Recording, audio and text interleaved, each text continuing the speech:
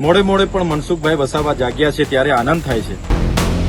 દર મહિને હપ્તા લેવા જતા પોલીસ અધિકારીઓના સીસીટીવી ફૂટેજ પણ સરકારને આપ્યા છે, જાહેર કર્યા છે। કોઈ પણ ચમરબંધીને છોડવામાં ન આવે એવી મોટી મોટી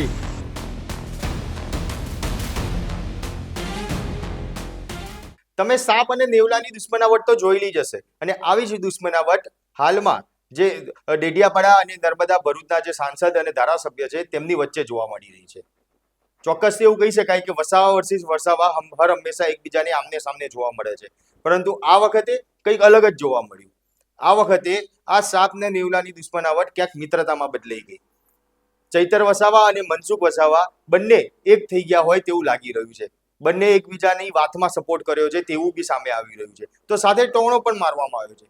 શું છે આખી વાત તે બાબતે વિગતવાર ચર્ચા કરીએ, પરંતુ એ પહેલા જો અમારી લલકા ન્યૂઝ ચેનલને સબસ્ક્રાઇબ ના કરી હોય તો તે સબસ્ક્રાઇબ જરૂરથી કરી લેજો। નમસ્કાર, લલકા ન્યૂઝ સાથે હું મયુર મેવાડા।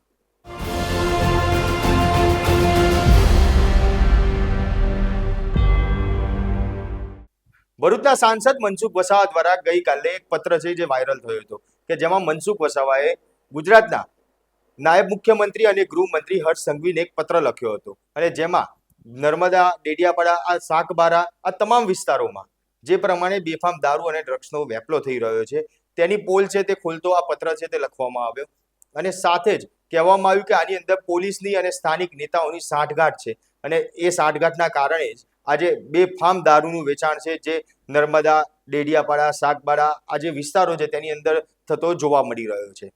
સાંસદે પોતે આ પત્ર લખ્યો એટલે કહી શકાય કે ખૂબ ગંભીર બાબત કહી શકાય અને તેને જ લઈને પોલીસ કદાચ એક્શનમાં આવી હોય તો કોઈ નવાઈ ના કહેવાય, પરંતુ આ પત્ર બાદ ચૈતર વસાવા મોડા પણ જાગ્યા જ ખરી અને મનસુખ વસાવાને સપોર્ટ કરતું એક નિવેદન છે તે સામે આવ્યું। તો સાથે એ નિવેદનની અંદર પણ ચૈતર વસાવાએ મનસુખ વસાવાને ટોણો મારવાનું તો બાકી રાખ્યું જ નહીં। ચૈતર વસાવા દ્વારા મનસુખ વસાવાને ટોણો પણ મારવામાં આવ્યો, ત્યારે શું ટોણો માર્યો છે તે આપણે સાંભળીએ। ભરૂચના સિનિયર સાંસદ મનસુખભાઈ વસાવા દ્વારા આજે ભાજપ સરકારના ગૃહમંત્રી હર્ષભાઈ સંઘવીને એક પત્ર લખીને વિનંતી કરવામાં આવી છે કે નર્મદા જિલ્લામાંથી અનેક ગાડીઓ ભરીને દારૂ કરજણ, આમલેથા, ઉમલ્લા, રાજપાયડી, સિનોરમાં આવે છે અને પુષ્કળ પ્રમાણમાં નકલી દારૂ આ વિસ્તારમાં વેચાય છે। ત્યારે મોડે મોડે પણ મનસુખભાઈ વસાવા જાગ્યા છે ત્યારે આનંદ થાય છે। અમે અનેકવાર ભરૂચ, નર્મદા, છોટાઉદેપુર, દાહોદ દારૂની ગાડીના પેટ્રોલિંગ કરતા પોલીસ અધિકારીઓના વિડીયો અને દારૂના કોઠા ઉપર દર મહિને હપ્તા લેવા જતા પોલીસ અધિકારીઓના સીસીટીવી ફૂટેજ પણ સરકારને આપ્યા છે, જાહેર કર્યા છે, પણ સરકારે એ પોલીસ અધિકારીઓ પર, એ બુટલેગરો પર કોઈ પણ જાતની કાર્યવાહી કરી નથી।